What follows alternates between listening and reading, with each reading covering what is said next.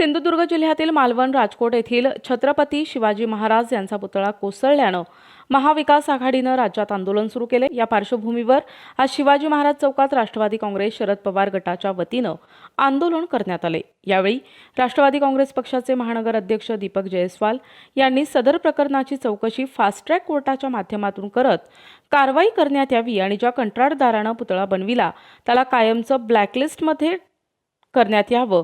8 महिन्यांपूर्वी देशाचे पंतप्रधान नरेंद्र मोदी यांच्या हस्ते छत्रपती शिवाजी महाराजांच्या पुतळ्याचं अनावरण करण्यात आलं, परंतु 8 महिन्यांमध्ये पुतळा कोसळला हा महाराष्ट्राचा अवमान आहे। हा अवमान कधीही सहन करणार नाही असं राष्ट्रवादी काँग्रेस पार्टीच्या महिला जिल्हाध्यक्ष बेबीताई उईके यांनी म्हटलंय। राष्ट्रवादी काँग्रेस पक्षातर्फे शरद पवार गटातर्फे आंदोलन करतोय, कारण छत्रपती शिवाजी महाराज यांचा पुतळा 8 महिन्या अगोदर देशाचे नेते पंतप्रधान नरेंद्र मोदी आणि मुख्यमंत्री उपमुख्यमंत्री यांच्या हस्ते अनावरण करण्यात आलं, परंतु या 8 महिन्यामध्ये तो पुतळा कोसळला।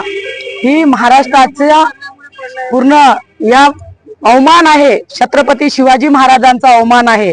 हा अवमान आम्ही कदापि सहन करून घेणार नाही आणि या महायुती सरकारच्या काळामध्ये जो भ्रष्टाचार झालेला आहे, ज्यांनी भ्रष्टाचार केला असेल, जर शिल्पकार असेल, त्याच्यामध्ये कॉन्ट्रॅक्टर असेल, बांधकाम मंत्री असेल, मुख्यमंत्रीने सुद्धा यांची का पाठराखण केली नाही। जेव्हा महाराजांच्या पुतळ्याचं बांधकाम सुरू होतं तेव्हा त्यांनी याच्याकडे जातीने का लक्ष दिलं नाही, हा सवाल विचारण्यासाठी महाविकास आघाडीचा भ्रष्टाचाराचा पर्दाफाश करण्यासाठी आजचं हे आमचं आंदोलन आहे। आणि यापुढे जर आमच्या महाराष्ट्रामध्ये छत्रपती शिवरायांचा अपमान होत असेल तर आम्ही कदापि सहन करून घेणार नाही। यापेक्षा आम्ही तीव्रतेने राज्यभरात आंदोलन करू। तो एकनाथजी शिंदे यांचा जो मुलगा आहे खासदार, त्याच्या जवळचा माणूस आहे आपटे, आणि त्यालाच का कॉन्ट्रॅक्ट देण्यात आलं आणि जवळपास तो 50 कोटीच्या ज्या वरचा पुतळा आहे आणि तो 8 महिन्यात जर कोसळतो तर त्याचे बांधकाम कोणत्या स्वरूपाचे असेल हे तुम्हाला समजते। कारण की एवढा पैसा जर त्याच्यात लागलेला आहे तर त्याच्यात जवळपास त्यांनी काम, आणि ज्या कॉन्ट्रॅक्टरला अनुभव नव्हता पुतळा बांधायचा, त्याला अनुभव नाही, काही नाही आहे, अशा माणसाला अरे तुम्ही द्यायचा असेल तर चांगल्या शिल्पकाराला द्यायचा होता जे पुतळे बांधतात। तर माझं म्हणणं एक आहे की 1957चा पुतळा जेव्हा कायम राहतो आज आणि हा 8 महिन्याचा पुतळा पळतो, हे प्राईम मिनिस्टरसाठी आणि आमच्या महाराष्ट्राच्या मुख्यमंत्र्यांसाठी हे फार दुर्दैवी बाब आहे। आणि शिवाजीचं महाराजाचं नाव घेऊन हे लोक राजकारण करताय। ऍक्च्युली यांना शिवाजी महाराजाचं नाव घेण्याचा काहीच अधिकार नाही।